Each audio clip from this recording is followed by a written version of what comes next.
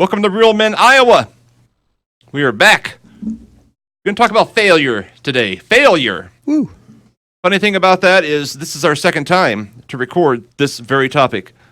What happened the first time, Dan? Well, you could say that the guy back here speaking at the moment was hitting the wrong buttons on the computer, and I failed. So it was a good one. It was great. How did you handle that failure? I cried. I punched a hole in the wall, and I did kick the dog. Ooh. Okay, I did none of those. But here's the deal. We all face failure, and everybody in this room faced failure before? Yes, sir. Yes. I can only imagine, because we all do. Let's just jump into this. Talk about a failure you've had, and we'll kind of dice it up a little bit and see how you grew from it or learned from it or, how it changed you. Alberto, there you go. You get to go first. Me, okay. Well, I failed several times in life, but if I had to pick a couple, the one that first comes to mind I can think of at school is a lot of times I failed in school, but one of the biggest ones was in college when I might have accidentally failed a class. No. And that was not the best time. And I feel like it was after that happened, it was like I don't know, it kicked me into gear, sort of like made me realize I needed to change what was going on in my life and try to figure things out. And I recovered from it. I passed college, so it was all good. You're here today. I'm here, so. But hey, at that time, that's like the biggest thing going in your life, right? Yeah. I mean, it's not like just, I failed a class, ha ha ha. You can laugh at it today. But yeah. I bet there was not a lot of laughing at the time. No, there wasn't. There was a lot of worrying about what was going to happen, my grades and all that. And yeah, it was not a fun time at that moment. But like I said, it was I think now that I think back to it, it was a time where I was able to realize I needed to change some things and right. Priorities changed also at that time. And You kind of grow a little bit from situations like that. Yeah. I like to tell people I got a D- in preaching, which is really awesome since that's what I do for a living. That's what people associate with it. There's other things I do besides that hour a week, but those were tough times. I had girl problems, and I wasn't really interested, and I was supposed to turn in 4 sermons a week. And it got to the end of the semester, I turned in 3 or something. It was just and at some point, it snowballs. You're like, I'm already failing the thing. What's the matter? And you just kind of go into that pit. And I went there, and I talked to the teacher, and I said, here's the deal. I'm going to fail those classes. He says, you hand all those sermons in, I don't know, it was 40. So I don't know how many sermons it was. Full sermons, not like a little outline, He said, you hand them all in, and you'll get a D-. And so I locked myself in my dorm room for a weekend, although I was preaching. No, I started preaching the next semester. So I locked myself in and didn't leave until I had them all done. They were not exciting sermons, but I did pass the class, and yeah. I think from there on, I don't think I ever got below an A, but it was the same thing. It was I had to decide I was going to do this. Yeah. Little wake-up call. It was a wake-up call for sure. I had to decide this girl was not worth my future. Since she wasn't going to be a part of it. Caleb. Let's see. Well, the thing that jumped out to me back in high school, very much, then graduation. You had to speak at graduation? Yeah, I strongly considered grades to not speak at graduation, but there I was, and it was supposed to be a joint speech with a couple other people, but there was might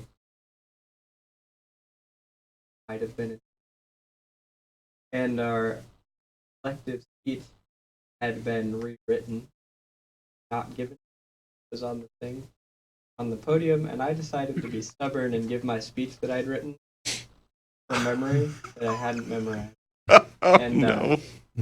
It was not good. Very bad.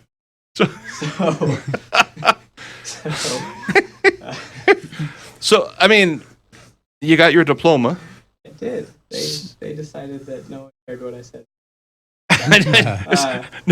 Prepared or not, no one's listening. Right. Right. But it definitely confirmed that I absolutely never wanted to public speak ever again.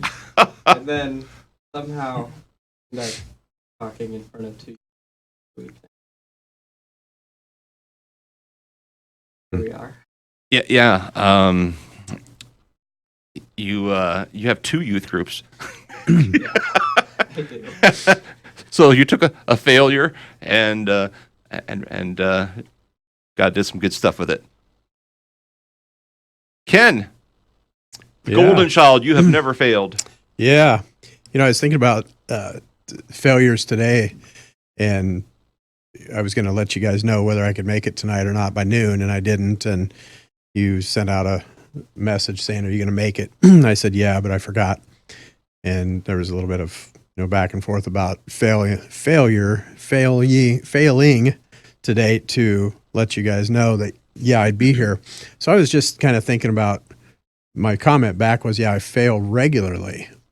And so, one of the things today, I'm a contractor, do remodeling, and we just fail all the time because You don't want to mention the name of your company, do you? well, it's all right. Oh. we fix it. Oh, So, but like today we were shooting texture on the walls, and there was a couple spots that didn't look good. So I just took my finger and kind of wiped them and like, oh no, it looks even worse. So, it just, not thinking type of thing, but yeah. it really helped me to recognize that the bounce back from failing, I've gotten much better at it.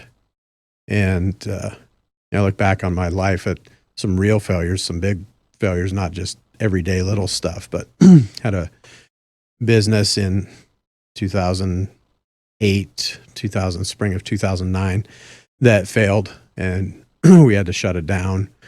And I had 20 plus employees that were relying on us for their income, and the IRS that was relying on me to pay taxes, and some suppliers and things like that I couldn't pay. And I got caught up in a project for a general contractor that they ended up going out of business, and I didn't get paid. And it put me out of business. And I took that on as I carried that weight of that failure. It was my burden to bear, right? Right. So I took it on. You kind of become your own island. Yeah. Yeah. And so that kind of burned me and kind of put me in a little bit of a spin in life at the time, where I wasn't quite sure, what's next, how I'm going to bounce back from this. Will I bounce back from this? That type of thing. And it affects me today. The way I structure my business today is very much in relation to that failure. I don't have 20 employees, for example. I don't ever plan on growing a business to that capacity like I did then. However, I have learned to extend grace to myself, learned to not let that define me, that failure of that business was part of life. And if I'd never stepped out and taken that chance, I'd have never had the chance to fail either. And so, stepping back into it, being back in business again, putting it on my own shoulders and that type of thing, obviously trusting God to guide me and lead me through it. So this failure in your business, it kind of had a ripple effect to other areas of your life. Yeah, absolutely. Yeah. Yeah. Financially, it really hurt us. Mhm. We got to the point, we were at a point where we ended up losing our house, and ultimately our marriage failed and got divorced. And so, yeah, it really did kind of ripple quite more like white caps than ripples, I guess, is kind of how it, I would describe how it affected my life. It just kind of swept you away. I mean, Yeah. That's a challenge. It's, because it's one thing. Alberto and I, have a class that we took that were like, and it's your whole world at the time, but it affected me. It affected you. Caleb had a speech, and it, I guess it affected everybody there. You awful. No. No. But man, yeah, this affected other people. It affected families, and not only people working for you, the people who relied on that income, each family, your family.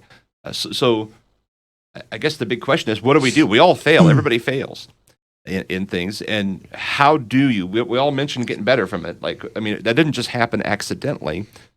We took something, the failure, and we assessed it. We made some changes. How do you change for the better in failure? Whatever your situation, where your mistakes were made to improve. Focus on as Mm-hmm. But to be really honest with yourself, because sometimes we'll wash things over, we'll soften it. Well, it was probably other people's fault. I mean, that person backed out. Someone else wrote a speech, didn't tell you about it, and there's all kinds of reasons. I had girl problems, so it was a lot of her fault. If she would have been more acceptable. It's really easy right at first to start looking around everywhere for the scapegoat, right? Because you don't really want to blame yourself for the failure. Nope, that's hurtful. You're already hurting. Yeah, and you want to feel better. Yeah. Yep. So if I can shift some of the blame off somewhere else, and ultimately in my situation with my business, there was a lot of other things to blame. There was an economy that was failing, some banking and at a high level of banking and insurance companies and mortgages and second mortgages and that kind of stuff, the way that lending and all of that was going on. Yeah, there was a big portion of that, but I also had to look at what could I have done differently? Mm-hmm. How could I have structured my business differently? How could I have protected myself?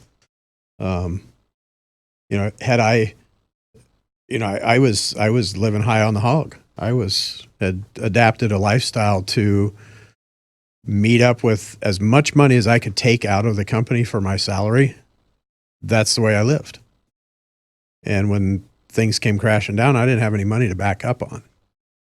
And so that's one of the things I've changed today in my business, making sure that I've, with the help of taking Financial Peace University, Dave Ramsey class. So because things could change, the Absolutely. economy could change. Absolutely. I could get hurt. Yeah. I could not have work for a while. People could stop doing remodeling. Yep. Anything could happen. Well, I was kind of flipping through an Inc.com little article here, 8 ways smart people use failure to their advantage. And every once in a while I'll throw one of these out because it kind of works into what we were saying. Number 1 is break the bad news yourself. If you made a mistake, don't cross your fingers, hope nobody notices. Someone's going to just get it out there. I think that's even offer to yourself, like we've been saying, is admit it so you can assess it and evaluate it and move on. Here's number 2, offer an explanation, but don't make excuses. Yeah, there Absolutely. There were situations you couldn't control, but it's not an excuse. It's just hey, this is what was going on. Right. I mean, can't help it if the bank said nope. I mean, you can't help it. Yeah. There's a lot of businesses that stayed in business, are still in business today, that were affected by that same economy that I was. So I can say that's what happened, but I can also say, what was my part? Mm-hmm. Don't just throw the blame out there and be done with it. Exactly. Then you get angry and bitter, and that doesn't help. Number 3, have a plan to fix things. So you own up to the mistake, don't end it there. Next, start figuring out what are you going to do. What are some solutions? How are you going to get out of this? How are you going to improve the situation? Specific steps. Some of the stuff we've already covered. Number 4, have a plan for prevention. So now you've got things in place to protect if something like that happens. Number 5. Oh, That's where prayer comes in. I was going to yeah. mention that is, uh-huh. I pray very differently for my business and for myself.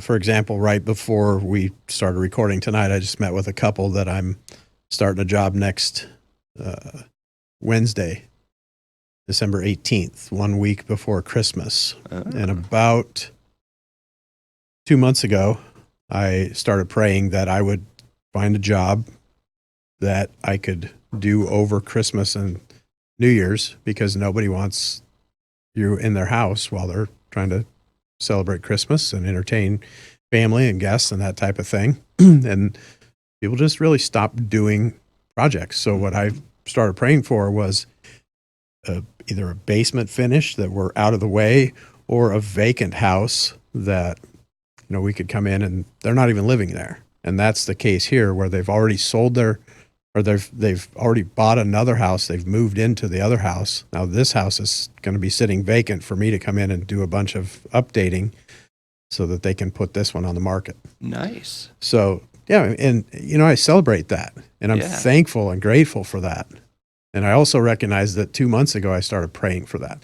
It was nice tonight when I sat down with them and we were kind of discussing things. I said, 2 months ago I started praying for this job.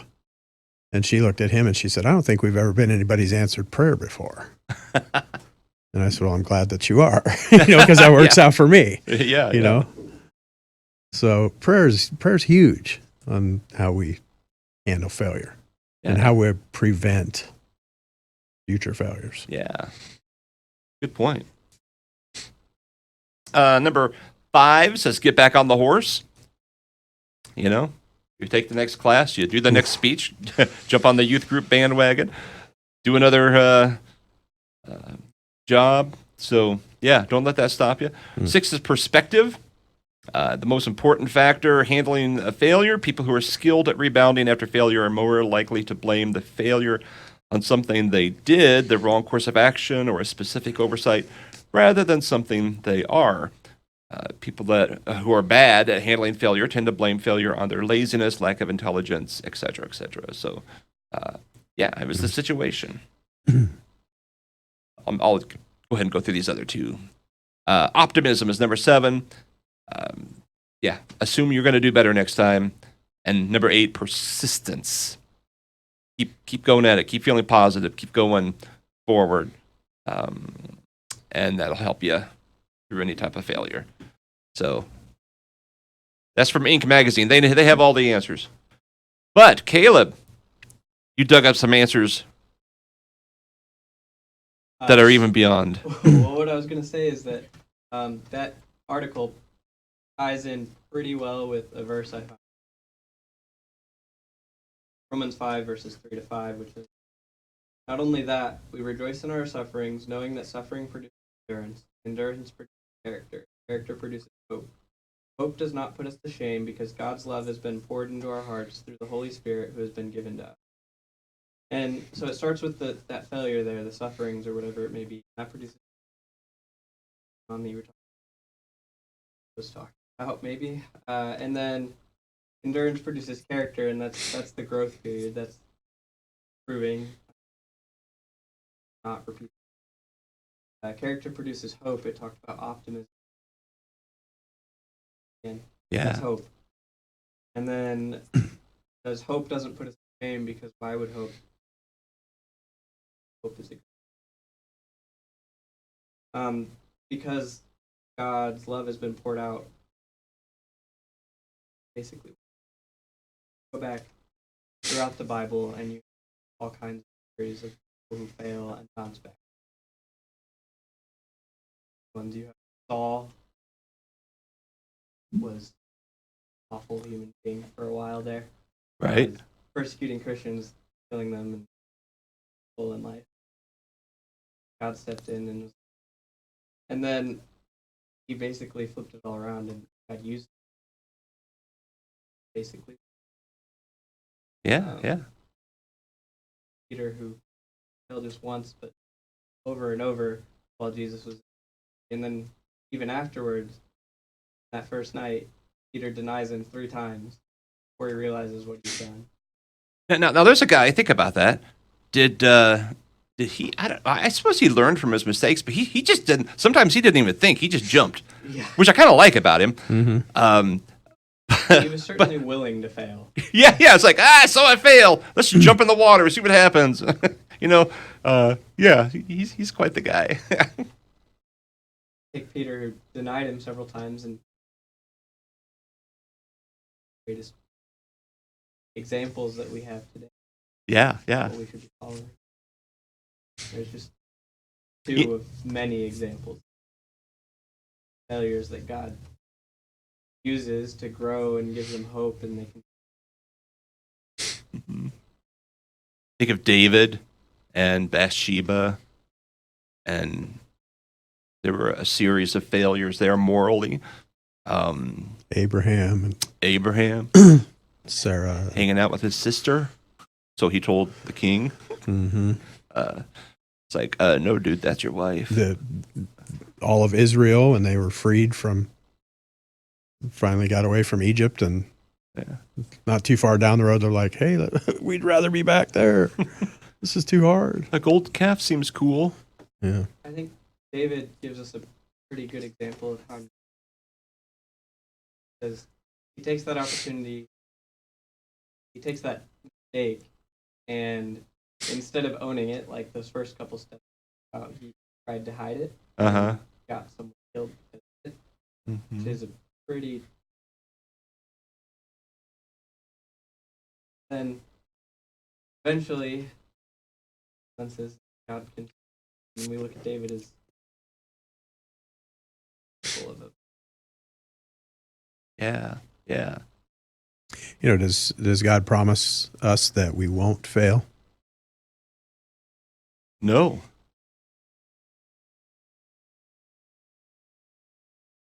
I mean, no. Yeah. He kind of promises us we will. Yeah. I mean, it was the whole purpose of the law. Exactly. Yeah, you guys are a bunch of failures. You need me. Go ahead and try to Yeah. do here, this. Live this way. Yeah. Exactly. Right? Exactly. Yeah. I think a lot of people like to believe that, though.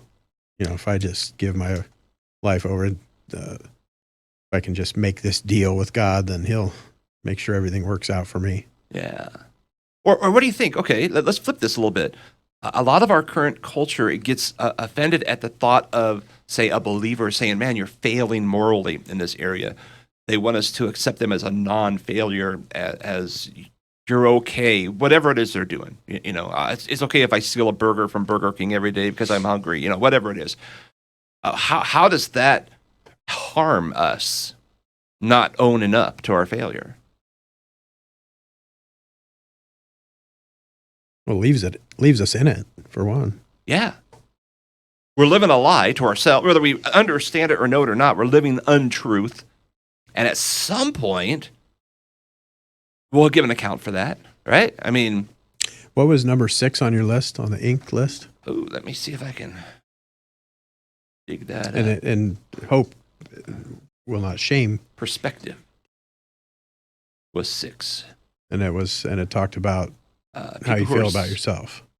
Yeah, people skilled at rebounding are more likely to blame the failure on that they did something wrong as opposed that they are something wrong. Yeah.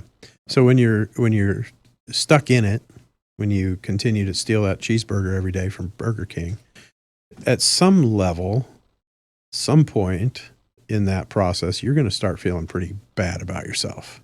You know that you're doing wrong. And, that's not a good place to live. Yeah. I lived after my business failed. I lived that way for a while. I'm terrible. I'm a terrible businessman. I'm not disciplined. I'm not good with money. I put a whole bunch of labels on myself because of that failure, Mm-hmm.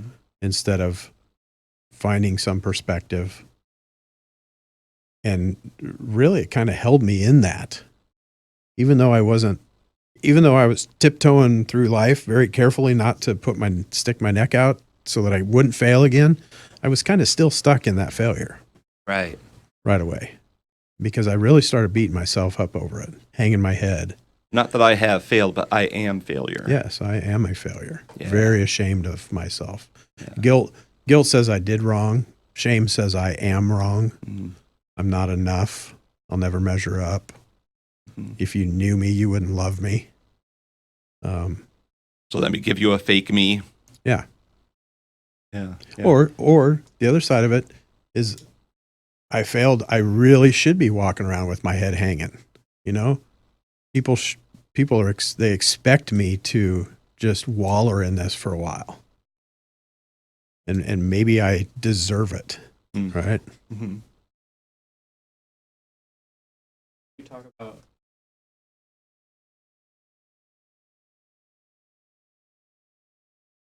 I'm wrong. 2 Corinthians 12. He said to me, "My grace is sufficient for you. My power is made perfect. Therefore, I will boast all the more gladly of my weakness, so that the power of Christ may rest upon me. For the sake of Christ, then, I am content with weaknesses, insults, hardships, persecutions, and calamities. When I am weak, that's if you're someone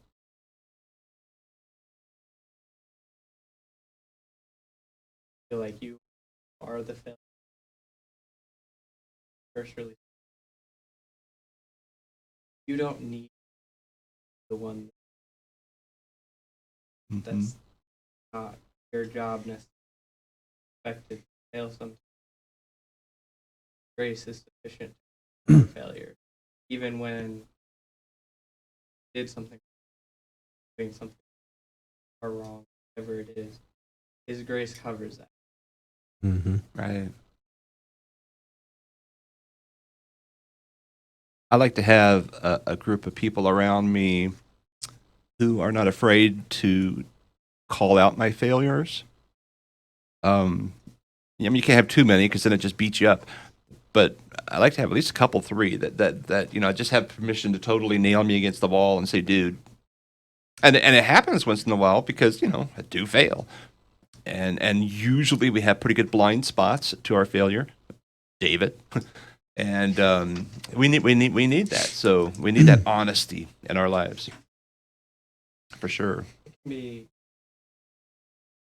on a soccer team. A few weeks ago, I yelled at it.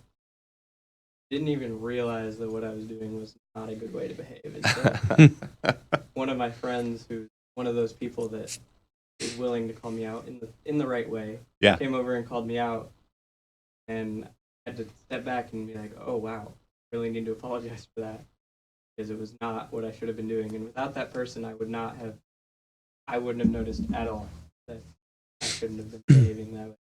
Mhm.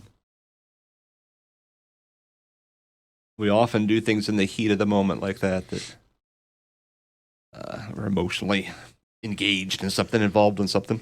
Did you have any other scriptures? Those are my main ones, but I did have another kind of flip the script that I bring up as something. Oh, okay, do it. We've been talking about failure a lot and topic. Our lives are ups and downs. We have successes, we have failures, and a lot of times when you're in those successes, you feel like, okay, I'm good now. Like, post here, nothing bad is going to happen. But that's not usually how it goes. You have another down. A biblical example of that is you have Elijah, who had his showdown with the prophets of Baal, where he basically just got to laugh at them while they struggled all day, and then he had his altar, even poured water on it just because he could, and God sent a column of fire down. That was awesome, and he probably felt on top of the hill, and then he didn't, and kind of fled and hid and was alone and was convinced that there was nothing for him, and God came to him and was like, "What are you doing? I'm still need you." just because you succeeded once and maybe you're not hitting that height again, that doesn't mean you're a failure now. Mhm. You need to be able to continue. I just thought it was an interesting kind of flip on the. We're talking about the low points, but a lot of times we get to those high points and we think, okay, I'm good here. I'm not going to fail anymore. Yeah. I remember reading an article once years ago, might have been Leadership Magazine, I mean, like a long time ago, I was pretty early in ministry. That's why it stuck with me, that most moral failure in ministry happens after a big success. You know, it's like, I don't know, you put your defenses down, you're celebrating, there's this endorphin release, whatever it is, all the stuff even went into some of the science too. And then we're suddenly vulnerable and we just do dumb things. And so I've always been careful to guard myself if I happen to have any big successes, you know, or where I mean, it could be, hey, that was a great lesson, you know, and you're on a high and you can go do something dumb later. It's just kind of the way we are wired. That's Start to feel like we're all that, right. you know? A little bit invincible, maybe. Mhm. I think that could be a tool that spiritual warfare. Mhm. Hey, you're doing too good. Let's pull you back down, real. Yeah. Let me remind you, you're a big turd. Well, one thing I can tell you about success, and I'll specifically talk about financial success. After my business failed in 2009, my ex-wife, and she was already involved in a business avenue that always promised the potential to make a lot of money. And when she started to focus more on that than raising the kids and the things that she was doing while I was running the business that ended up failing, we experienced that success financially. Mm-hmm. And we made a lot of money in a very short amount of time. And what I can tell you about success is it's easier to get there than it is to stay there. Oh. And you look at professional football and basketball teams, college football and basketball teams. Not very often is there repeat champions. You know, we look at the 60s and 70s UCLA. We look at, you know, the Patriots maybe, and they're kind of their dynasty. Alabama, Crimson Tide. There's a few of them out there that are kind of maintaining that success, but mostly you don't see a lot of repeats in those things. And from my experience, I can tell you, we got there pretty easily, but man, we couldn't keep it. We couldn't sustain it. And that's when we got really attacked by the enemy. Yeah. All of a sudden we were, you know, scraping and clawing and doing everything we could to try to stay on top. And, you know, your moral compass gets a little out of whack and you start to do some things that you wouldn't normally do to try to maintain that. And that's, Right. man, careful what your pursuit is, because, You know, as a guy who knew you casually back then, I remember in social media, you had pictures like every week of some exotic trip you were on. It seemed like on boats and may not have been every week, but well, you know, I mean, I'm sure it felt like that. To me, it looked like it because Right, I make it about 15 miles out of my home and go to the Culvers when I'm really going to go, you know, because they have chandeliers, so Right. that's the big time. Yeah. So I remember thinking, man, you guys are rocking this thing, And we were, Dan. Yeah, We were.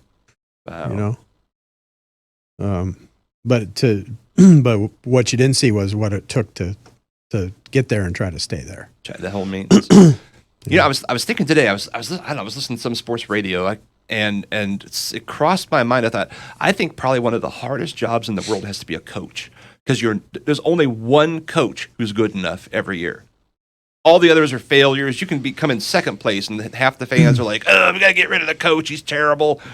And I think, what a rough job. I mean, and then you have that national championship and you win the big thing. Half the players on the team, half the fans are like, "Oh, they should have put the number 2 guy in because he did way better. Or the coach is a dummy." I mean, we're never happy as a fan base, no matter who our team is. It seems that way. And it takes a ton to get to the top, and it takes a ton more to stay there. And that's a rare thing to have happen. Yeah, I think we as humans, we do a lot of comparisons, and we think that we have to be improving. I'll give you one, maybe more examples. When I was married, when birthday time came around for my wife, I had to outdo last year. So if I did this for her last year, I had to outdo that. And if I didn't, I was failing. I was a failure. Because something in me said that you got to be better, do better. You got to one up yourself. Business, we have a lot of benchmarks in business. I can look at sales, and if my sales aren't up from last year, I'm failing, right? I mean, even if I was, down 3% or 10% or whatever from last year, that's a failure. We would count that as a failure in business. If you're working at a job and let's say you're making $15 an hour last year at this time, and you look at your check today and it still says $15 an hour, that's a failure, right? We're supposed to be improving. We think that there's this constant upward swing about things. And I think that really sets us up for failure. That's tough to separate for yourself from that too. We're just ingrained with that, Go a step forward, one more. It's true in the church business, church world. If the numbers aren't up from the last month or the last year or the last quarter, it's just really sad. And even though those aren't the numbers maybe that God's looking at, it's the numbers we look at, and you have to train yourself to not. We went through a phase where I purposefully didn't know the numbers because either my ego is attached to it if it's going up, or my distraught is attached to it if it's going down. I've failed, I'm terrible, I'm washed out, I'm a has-been, whatever it is, the things go through your mind. And I thought both of those are unhealthy. Sometimes life happens. Sometimes, 16 families move to Texas or something. I mean, it's not like the church did anything wrong. People move, people, things happen. Or you plant a new church and we sent a bunch of people away. Well, guess what? That affects the numbers, but we did exactly what God called us to do. But, now the numbers are down. So, man, it must be a big fail. And that's tough. So I had to stay away from the numbers just to get myself to quit thinking that way. And I think I'm way better now because now I know what the numbers are, but I just I just don't pour my soul into it. I think, well, how can we improve it? And is there something, are we causing harm to these numbers? Is there anything we need to stop doing? That kind of thing. And it's a come and go type of thing, and up and down. But that'll be something I'll probably always struggle with. But right now I feel pretty healthy in it. But yeah. If I could share. So I think we make an assessment of what success and failure is. And I think we're doing a lot of comparisons of things that we probably shouldn't, just like you said, the church wants to look at numbers. How many do we have at this event? How many do we have on Sunday? How much, that type of thing. And it's probably hard to assess the spiritual healthiness of a church. Yeah. Which is what really matters. I can measure if we could make the building payment or not. Yeah. But I can't measure if you've grown in your walk. But how do you measure how big of an impact you're making in the community? Right. So in 2 Peter, he kind of lays it out for us.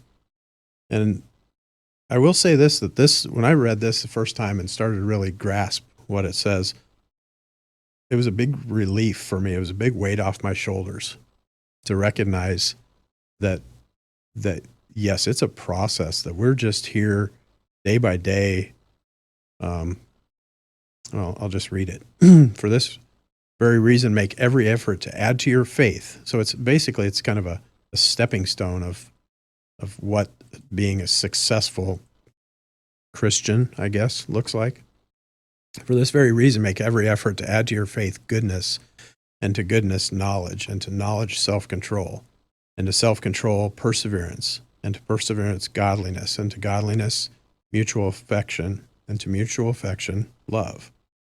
For this is the key part here, for if you possess these qualities in increasing measure, doesn't say that if you've perfected all of these things, but if you possess these things in increasing measure, they will keep you from being ineffective and unproductive in your knowledge of our Lord Jesus Christ.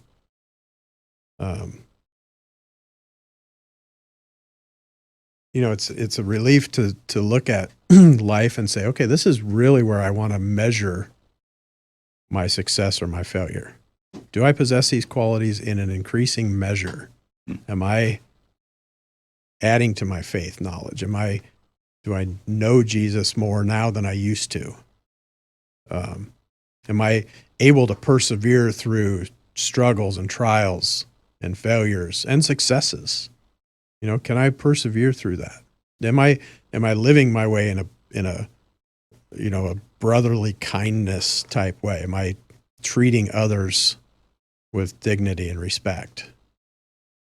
Do I genuinely love people? I love that it kind of, you go through those and it ends up with love, because that's kind of the ultimate test, right? Right. So yeah, I failed in business. I failed in a marriage. I fail many times over. But through all of that and through persevering and all of those things and recognizing that God loves me, Jesus loves me, just the big failure that I am, and I can trust him with that and feel his love for me, then my ability to love others has grown greatly. Right. My failure in business allows me to have empathy and compassion for other people that fail. My failure in my marriage, Dan, you've been married to the same woman for however long it's been, 34. 34 years. Yeah. You don't get to have what I have that I learned through a failed marriage. Mm-hmm. And I don't get to have what you have. And it takes both of us, Mm-hmm. right? And so that there's an acceptance that says, I failed, but I can still be used. Oh yeah. I don't have to crawl in a hole and feel sorry for myself. Exactly. Very good. All right. Any final words? One last piece of advice on failure. It can be a repeat. Yeah, I think, I know we're all going to fail a lot of times over and over again. And I think God all even uses failure to teach us and make us grow, mature. And one of my favorite quotes in the movie is, "Why do we fall? So we can learn to pick ourselves up." I love that, because falling doesn't mean you don't learn anything. It's like we learn from that, we grow, we get better, and we next time we fail, we know what to do also. But yeah, and we know that we're not strong enough without God. So even when we fail, we know the best way to get back up is through God. Excellent. I'd say the same thing. You get up, you get moving again, you move forward. Don't live in it. It doesn't become your identity. Your identity's in Christ if you're a believer, and you take that and turn it into something positive, victory, and just strive to not do that same thing again. I mean, even if you do, you get up again. You get up. Just keep getting up. Learn how to take it in stride. Yeah. A little bit. I mean, it's going to happen. It just is. Yep. It is part of life. Man, it's a big thing. Don't be so afraid. Right. Yeah, it's going to happen. Yeah, you're right. We will fail. Yeah. All right. Hopefully this is an encouragement to someone. You're probably listening to this because, maybe it just came to you, or maybe because you were doing a search on, man, I'm a failure. I don't know how to get over this. Just know God can use you, and he can bless you, and, become stronger. All right, that's it for Real Men Iowa Radio.